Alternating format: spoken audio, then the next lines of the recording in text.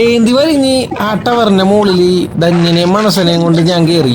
മുകളിലെത്തിയിട്ട് ഒടുക്കത്തെ കാറ്റ് കാരണം സംസാരിക്കണം ഒന്നും ക്ലിയർ ആവണ്ടായിരുന്നില്ല. നിങ്ങൊന്ന് കേട്ടു നോക്കി. ഈ കംപ്ലീറ്റ് കാറ്റും മാറാണ്ട് ഒന്നും നമുക്ക് സംസാരിക്കാൻ പറ്റൂലെന്ന് മനസ്സിലാക്കിയപ്പോ ഞാൻ കുറച്ചു നേരം അവിടെ നിന്നു. എന്നിട്ട് കാറ്റൊന്ന് താഴ്ന്നു കഴിഞ്ഞപ്പോ സംസാരിച്ചു.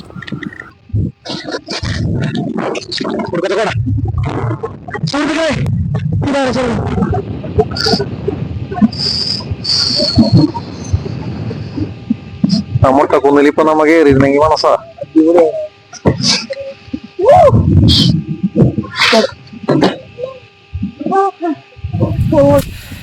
അപ്പൊ ഗായ്സ്, ഞങ്ങളുടെ ലഗേജും സാധനങ്ങളായിട്ട് ഞങ്ങളുടെ റൂമിലേക്ക് പോണേണ്. ഫോണിൽ ചാർജൊന്നുമില്ല, കുത്തിയിടണം. ഏത് ഈ ഫ്രെയിമിലാണ് നമ്മുടെ റൂം. ഉള്ള കുലുക്കവും കാര്യങ്ങളൊന്നും ഇല്ലാത്ത നല്ല അടിപൊളി സ്ഥലം. ബാക്കിയുള്ളടത്ത് ചെറിയ കുലുക്കൊക്കെ ഉണ്ട്. ആദ്യം നമുക്ക് ഇതിൻ്റെ ഒരു ബാഗൊന്നും പിടിച്ചു മുടിയൊക്കെ നരച്ച് ഒതുക്കട്ടെ.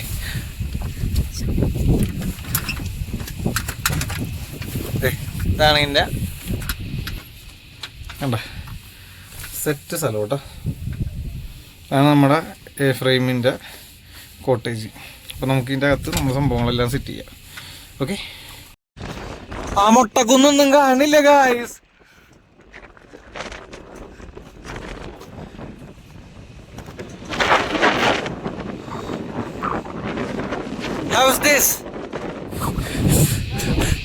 ഈ കൊടുന്താണ് പത്ത് പുളിച്ചാടാൻ ഭരിക്കാൻ പറ്റുള്ളൂ. തണുപ്പ് സഹിക്കാൻ പറ്റല്ല. ഈ കോട മുങ്ങി നിൽക്കണ കൊടും തണുപ്പത്തും ആഷിക്കും മാതപ്പനും മനസ്സനും കൂടി വെള്ളത്തിലേക്ക് ചാടി. അത് എനിക്കിപ്പോഴും ഒരു പിടുത്തം കിട്ടണല്ലോ, ഉമ്മാരിക്ക് തണുക്കണില്ലേ എന്നുള്ളത്. ആഷിക്ക് ഇപ്പോഴല്ല, ആഷിക്ക് കുറച്ച് കഴിഞ്ഞിട്ടാണ് ചാർന്നത്. ആഷിക്ക് ചാർന്ന സമയത്ത് ഇവിടെ ഒടുക്കത്തെ കോടയായിരുന്നു. കോടയെന്ന് വെച്ചാൽ തണുപ്പ് കൊണ്ട് നമുക്കൊരു തരത്തിൽ നിൽക്കാൻ പറ്റാത്ത സമയത്താണ് ആഷിക്ക് ചാർന്നത്. ഇവര് ചാടി കുറച്ചു നേരം കഴിഞ്ഞ് ഞങ്ങാടും പമ്മിയിട്ട് സുഗിരിയും വന്ന് ചാടി. ഇവരെല്ലാവരും ഈ തണുപ്പത്ത് ചാടി നടന്നപ്പോൾ എനിക്കും ചാടണമെന്ന് ആഗ്രഹം ഉണ്ടായി. പക്ഷെ ഞാൻ അവിടെ നിന്ന് വിറയ്ക്കാണ്. എനിക്ക് ഈ വീഡിയോ എടുക്കാൻ പോലും പറ്റാത്ത രീതിയിൽ കൈയും കാലും കിടന്ന് വിറച്ചുകൊണ്ടിരിക്കുകയാണ്. അമ്മാതിരി ഇത് തണുപ്പ് മാത്രമാണെങ്കിൽ നമുക്ക് കുഴപ്പമില്ല. മലയുടെ ഏറ്റവും ടോപ്പിലായതുകൊണ്ട് തന്നെ ഉടുക്കത്തെ കാറ്റാണ് ഇവിടെ വീശണം. മൊത്തം ഭയങ്കര കാറ്റ്. നമ്മൾ ഈ ക്യാമ്പ് ഫയറിന് വേണ്ടിയിട്ട് മരത്തടിയെ കൊണ്ടുവന്നെല്ലാം സെറ്റ് ചെയ്യണ സമയത്തും കാറ്റ് വീശിയിട്ട് നമുക്ക് നിൽക്കാൻ പറ്റണില്ല. അത്രയും ഇതാണ്. അതായത് കാറ്റ് വീശുന്നുണ്ട്, നമ്മൾ തീരെ അടുത്താണ് നിൽക്കണ. തീരെ തൊട്ടടുത്ത് വന്ന് നിന്നിട്ടും ആ തീരെ ചൂടൊന്നും നമുക്ക് കിട്ടണില്ല. ഇടിവെട്ടി സ്ഥലമൊക്കെ തന്നെയാണ്, പക്ഷേ തണുത്ത് ഇറങ്ങലിച്ചില്ലാണ്ടായി പോവും.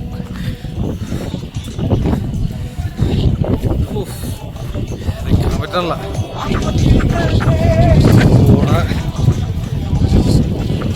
ഇവിടെ മനസ്സനും സുഗിരിയും ആദപ്പനൊക്കെ സ്വിമ്മിംഗ് പൂളിൽ ചാടി. ഞാൻ ചത്തുപോകുമെന്ന് എനിക്ക് മനസ്സിലായി. അതുകൊണ്ട് ഞാൻ ചാടിയില്ല. എല്ലാവരും കയറി. ഞാൻ മനസ്സനോട്ടൊക്കെ ഇപ്പോട്ട്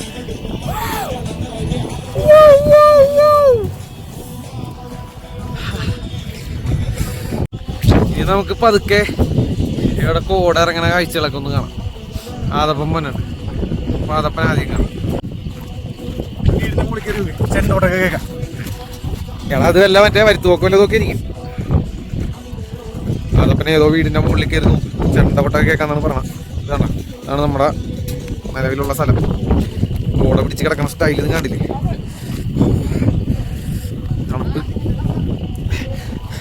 I can handle this kind of fucking തണുപ്പ്. പറ്റല്ല, ഒട്ടും പറ്റല്ല. ഞാൻ ആ ജാക്കറ്റ് മേത്ത് നോക്കിയിട്ട് നിന്നാണ് പിള്ളി മറ്റേ വെച്ച് പോയി. അതുകൊണ്ട് ആ ജാക്കറ്റൊക്കെ പിന്നെ എടുത്തിട്ടാണ്. കണ്ട ലേഡീസ് ആരും പുറത്തിറങ്ങിയിട്ടില്ല. ഒടുക്കത്തെ തണുപ്പുകൊണ്ടാണ്.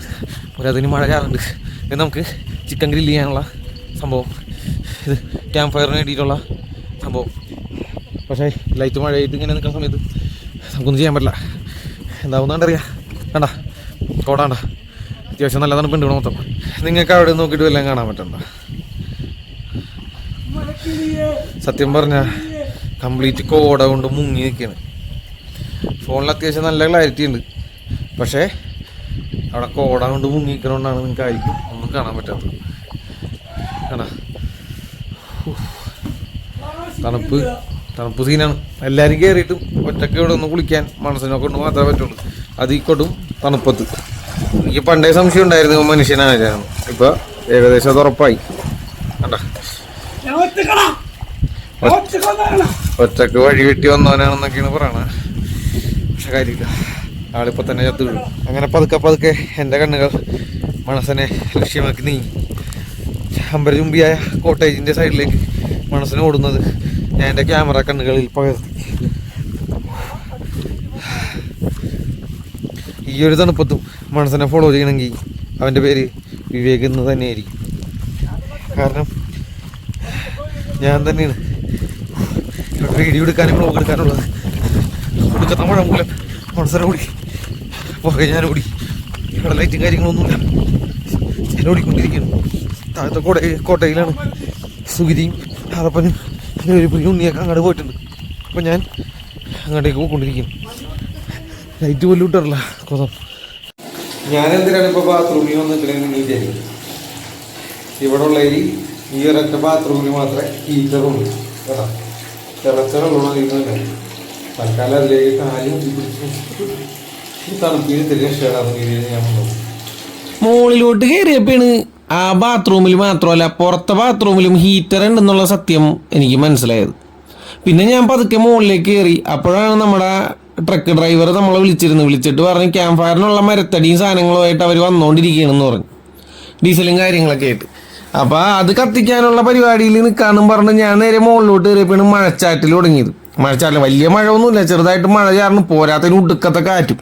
ഞാൻ ഓടിയപ്പോഴേക്കും ഞങ്ങളുടെ ഹട്ടിലേക്ക് ടൈം കഴിഞ്ഞപ്പോഴേക്കും അവർ മറ്റേ മരത്തടിയും സാധനങ്ങളൊക്കെ കൊണ്ടുവന്ന് നമുക്ക് ഇവിടെ ഡീസലൊക്കെ ഒഴിച്ച് മരം കത്തിച്ച് ക്യാമ്പ് ഫയറിനുള്ള സംഭവങ്ങളെല്ലാം സെറ്റ് ചെയ്ത് തന്നു.